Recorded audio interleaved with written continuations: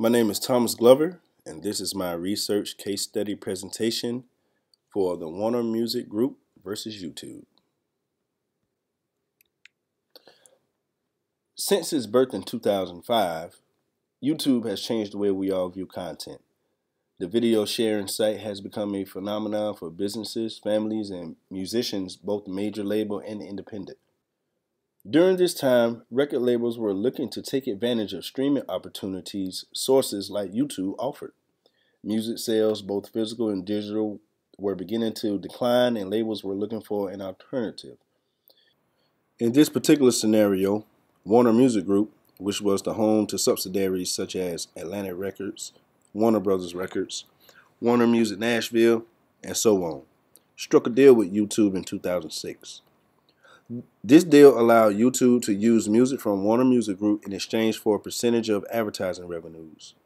Record sales were beginning to fall, pirating was on the rise, and record labels were looking for ways to increase profits through their existing licensing deals with streaming services.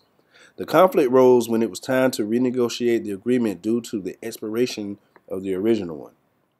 Warner recognized the growth in streaming services and wanted more money from YouTube than they were willing to give. This led to their content being removed from the site, which created a huge uproar amongst the YouTube user community. We will now look at the positions of each company. Instead of the $5 to $8 they were receiving under their previous contract agreement, Warner wanted $25 to $40 for every 1,000 plus views. Warner also wanted control of their advertisements. Just as many other broadcasting or social media platforms, advertising generates a ton of revenues. YouTube only wanted the rights to use content from the Warner Music Group. So what were the interests of each party? It didn't cost YouTube anything to have videos on their website, which means they didn't pay people to add content to the site. The ad-supported site strength lies within their user base, and keeping users happy was YouTube's biggest concern. The negotiations between Warner and YouTube caused many users' content to be removed and caused many of them to lose money. YouTube's underlying interest was to make every user happy with their service. Warner's underlying interest was to gain control of their own media. This allowed them to incorporate more commerce and social networking capabilities to their media on YouTube.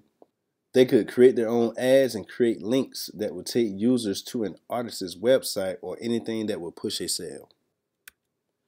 Next, we will identify 3 negotiation techniques that were used. There were 3 negotiation techniques present in the negotiation. The first was a mutual benefit. Both parties believed in the YouTube phenomenon and believed it was only going to get bigger.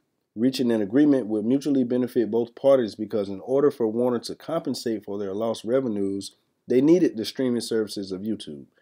YouTube would benefit from the deal because the volume of users who visit and use their site allowed them to charge a certain amount for their ads. Next, there was the BATNA. As an alternative, Warner could have tried to negotiate a deal with another streaming service like Vimeo, which was founded in 2004. YouTube's BATNA was to walk away from the deal. They had already struck deals with 3 bigger labels and didn't necessarily need Warner Music Group. The last technique used in the negotiation was dirty tricks.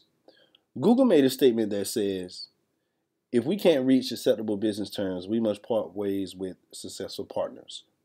For example, you may notice videos that contain music owned by Warner Music Group being blocked from the site. This condescending message could have had a negative impact on music sales as well.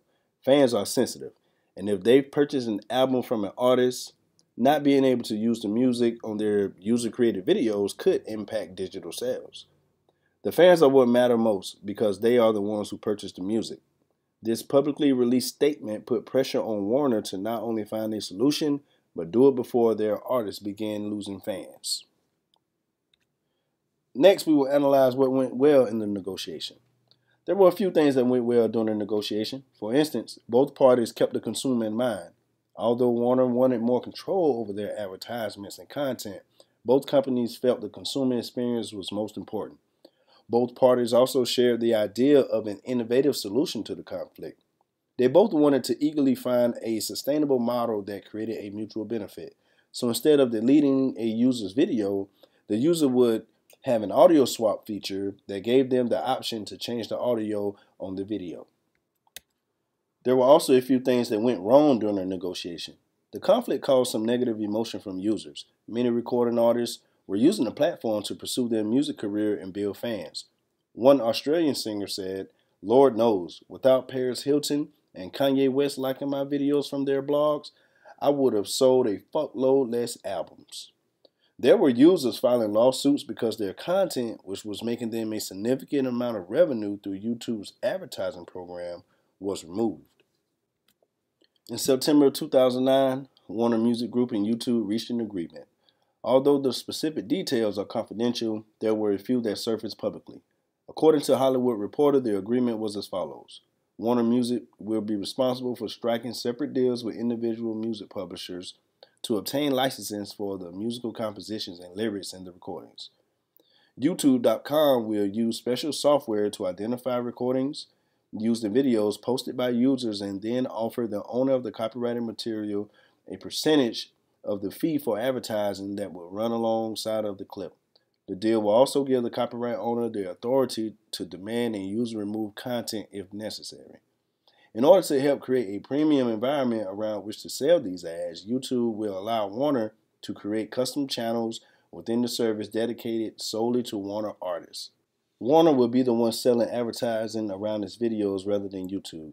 This will allow the label to set its own prices for those advertisements as well as keep the majority of the ad revenues that result. YouTube will receive an undefined cut of all revenue under the terms of the agreement. An agreement was reached between the parties, and it is my belief that it will foster a long-term, meaningful relationship. But I think the music business itself will begin to create a demand that will put more pressure on labels to generate more revenues from their resources. There's a revolution taking place, and it's starting with the independent music industry.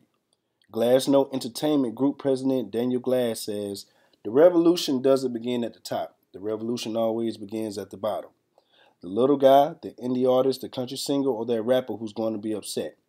YouTube streaming itself has become a revolution, but producing only about 8.7% of music industry revenues in 2015 doesn't make it a competitor when it comes to cash flows.